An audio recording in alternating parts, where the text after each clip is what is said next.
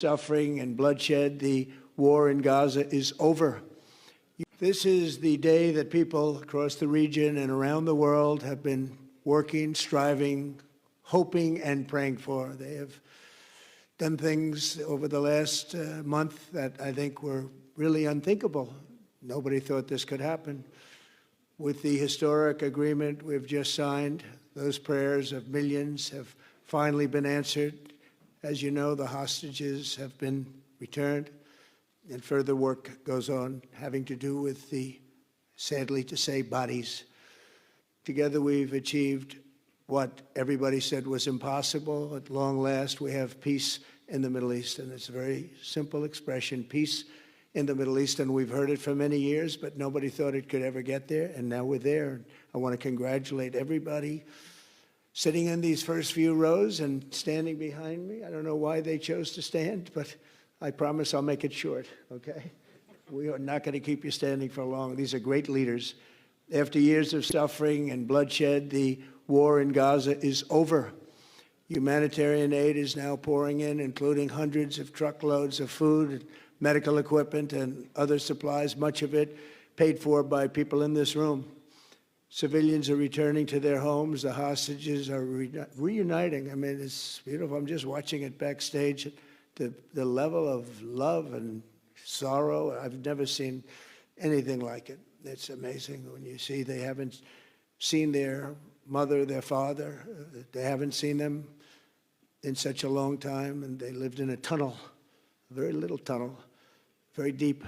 And the level of love is just incredible. It's a beautiful thing to see. It's, in one sense, it's so horrible that it could have taken place, but in another sense, it's so beautiful to see. A new and beautiful day is rising, and now the rebuilding begins. The rebuilding is maybe going to be the easiest part. I think we've done a lot of the hardest part, because the rest comes together. We all know how to rebuild, and we know how to build better than anybody in the world. I want to express my tremendous gratitude to the Arab and Muslim nations who helped make this incredible breakthrough possible. And you really did. To President El-Sisi of Egypt, who is so generously hosting us today. And I want to thank you for the outstanding job your country is doing in so many different ways, and for helping us so much with this peace agreement. I also want to thank the President for the escort of 6 fighter jets. Oh, we looked out the window, we said, I hope they're friendly, and they turned out to be very friendly. But we had 3 on each side, and they are beauties right out of the great, really American manufacturing hub. We make the greatest military equipment in the world. We have the strongest military in the world by far. And I knew exactly what those planes were, and I knew exactly how much you paid for those planes, too. You paid a lot, but you got a pretty good deal. And they are great planes, and we just appreciate it. That was quite an escort in. That was very impressive. But Air Force One was really, it was covered with Egyptian desert just a few months ago. If you think about it, just a few months ago it was Egyptian desert, and now it was just a few feet off our window.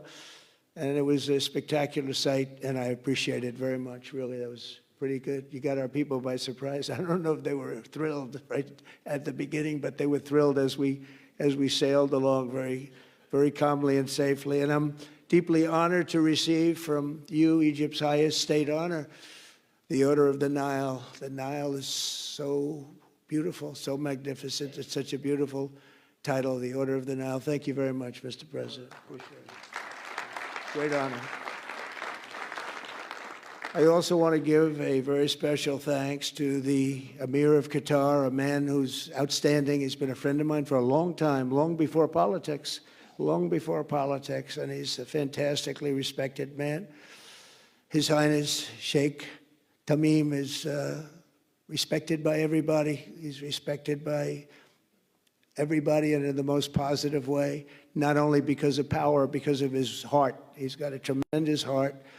And he's a great leader, and his country loves him. Thank you very much for being here. It's an honor. Let me also express our condolences to the Qataris on the tragic car crash that claimed the lives of your cherished diplomats, some of whom were known by our people, and they were supposed to be incredible people. So please extend our sorrow and best wishes. That was tough. That was really tough. On this extraordinary occasion, I also want to give our sincere thanks to President Erdogan of Turkey. He's always there when I need him. He's such a tough guy. He is tough as you can be, but we love him. And when they have a problem with you, they always call me to handle it. And usually I come through. We just have a good relationship, and we have from the beginning. And so I want to thank you very much and say hello to your wife, your beautiful wife. And it's great to be with you. Always there. When I need him, he's always there. Thank you very much, Mr. President. And I also want to thank, I just spoke to him on the phone, His Royal Highness Crown Prince Mohammed, Saudi Arabia, a special friend of mine. Boy, he's come so long and so far, and he's doing a fantastic job for his country. And I want to just thank him. And, His Highness Sheikh Mohammed of the United Arab Emirates is here. Where? He's here someplace. Well, he's not here, but he's here in spirit, I can tell you that. And he's been another one. He's been absolutely incredible, and we appreciate it very much. And His Majesty King Abdullah of Jordan, and thank you very much, King Abdul of Jordan. He's here. Thank you. Thank you. Thank you very much. And you really have been a great helper. We appreciate it. Appreciate it. Prime Minister Sharif of Pakistan, and also I have to say my favorite field marshal from Pakistan, who's not here, but the Prime Minister is here, and the Arab League is represented by His Excellency, and thank you very much for being here. Thank you very much. We have Armenia, and Azerbaijan. That's a little war that we stopped. That's a little war. There they are. Look at them. They're sitting. When I met with them, it was in the Oval Office. They fought for like 31 years or some crazy number. And they had one sitting on that side of the Oval Office, one sitting. By the time we finished in 1 hour, they were both hugging each other. And now they're friends and they're getting along great. Look at it. So I want to thank you both. That's incredible. Really incredible. So you have Armenia and you have Bahrain, you have Canada.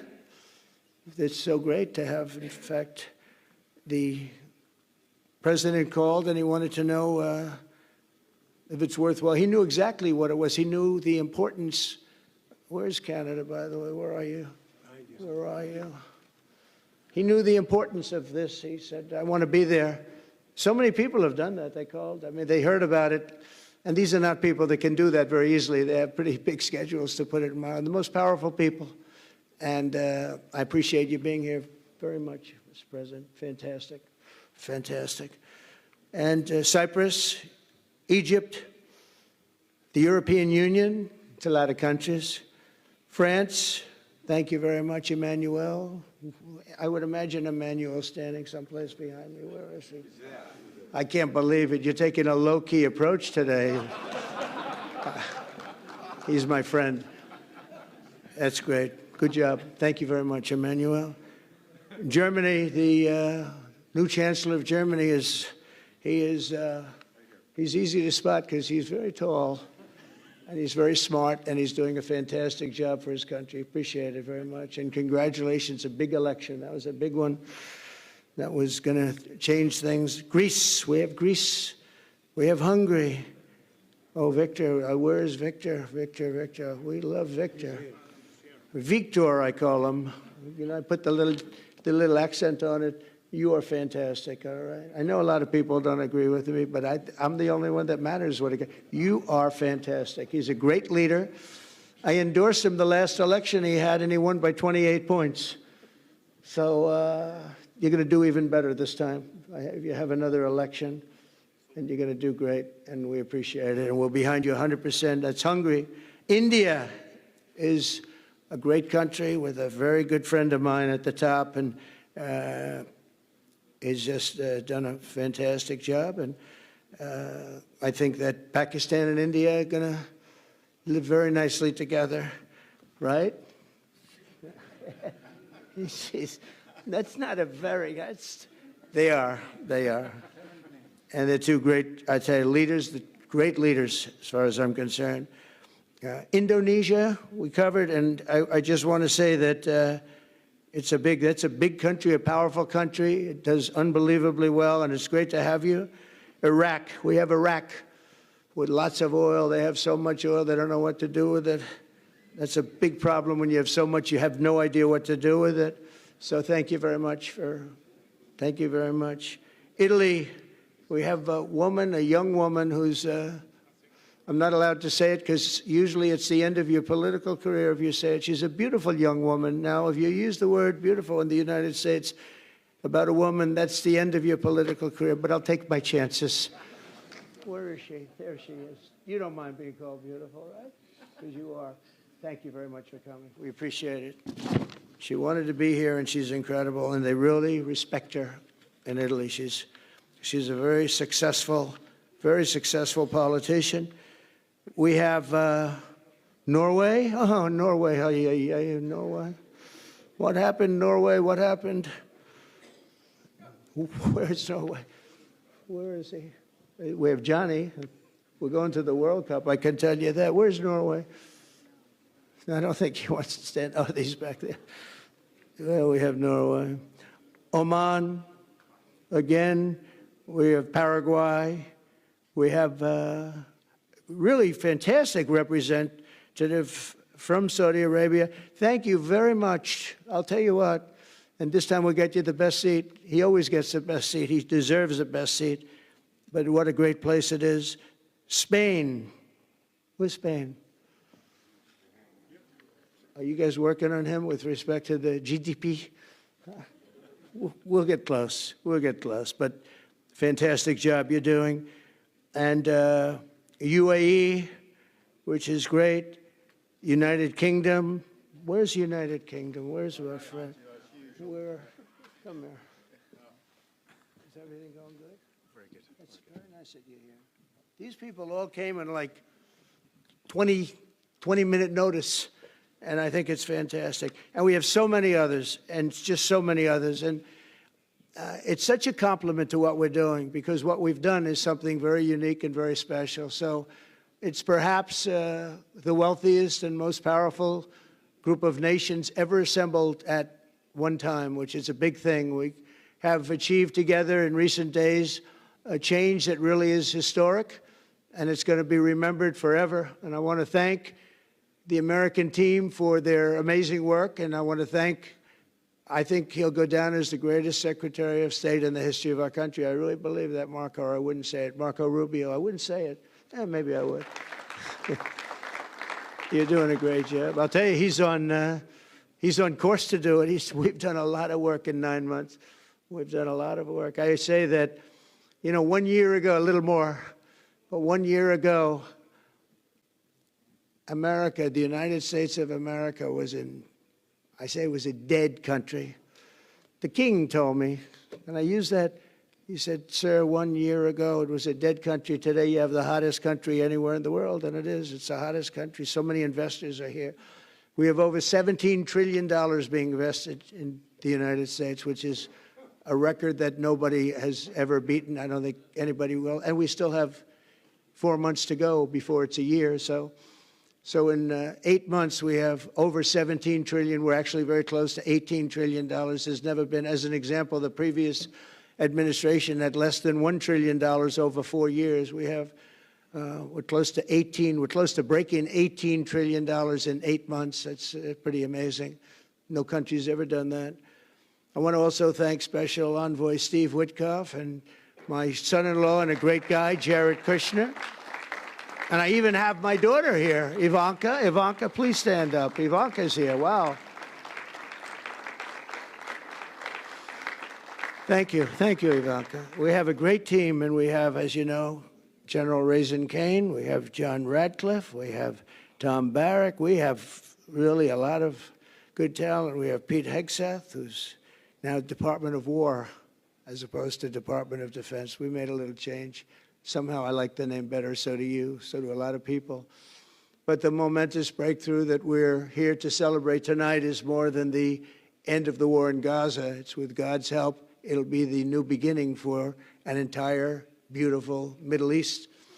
From this moment forward, we can build a region that's strong and stable and prosperous and united in rejecting the path of terror once and for all. We want to get rid of the terror and get on to other things. There are many other things in life that are so good.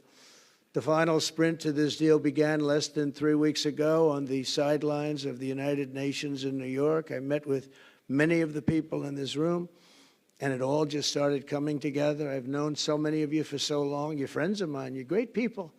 I have a couple I don't like in particular, but I won't tell you who. I have actually a few of them I don't like at all, but you'll never find out who they are. Well, maybe you will, come to think of it. But I have most of you who I like a lot, and I respect a lot. Maybe that's more important. We listened, and we exchanged ideas, and we kept pushing forward until the job was done, and the first steps to peace are always the hardest. And today we've taken them and we've put them all together, and we've come up with this beautiful mix like nobody thought was possible. And as you know, I've just come from Israel. It was an amazing day to watch the hostages come in and to watch all of the other things and do all of the other things that we did. And like all of us here this evening, the Israeli people are overjoyed that the war has ended. Many of you have had dancing in the streets. They had dancing in the streets. And they've been dancing for weeks now once they heard about this, and they heard that it was even a possibility. They're elated at the arrival of the hostages and excited to begin this new chapter for the entire region, and it's going to be that, and they are going to be great partners, and I hope everybody's going to join the Abraham Accord. I like to say the Avraham. I love Avraham, but somehow it doesn't sound as good when I say it as it does when some of my other friends say it who are from the region. But we're going to get a lot of people joining the Abraham Accords. We have the 4 great nations that did it early on, and they stayed with it. And then you had the Biden administration, which is the worst administration in the history of our country, and obviously they did nothing on that and anything else. And so it stayed at 4, and now a lot of people, even today, they're talking about all joining up. So many people have talked to me about that, and it's going to be a great tribute to really the United States. I mean, the United States has worked very hard in the Middle East, so it would be a tribute to us and to Jared and to Steve and to all of the people, Marco, all of the people that have worked so hard on that. And it really is going to it's going to guarantee that it all stays together. You're going to do well, because the 4 nations do very well. I mean, they do extremely, they're wealthy, but they're a lot wealthier because of it. So I hope everybody's now joining up. Now we have no excuses. We don't have a Gaza, and we don't have an Iran as an excuse. That was a good excuse, but we don't have that anymore. All the momentum now is toward a great, glorious, and lasting peace. And our commitment to fulfilling the 20-point plan we developed together will be the crucial foundation for achieving that bright future. And it's being worked on right now as we speak. And we're actually in stage 3 and 4. It's not going to be, just divided down so simply. We can be long advanced on some of the things that we say we're going to do. We can take them out of order in a positive way, and we've shown how it can be done with responsible nations like the people in this room, these incredible people in this room, setting aside their differences, seeking common ground, and pursuing a better world for all of us.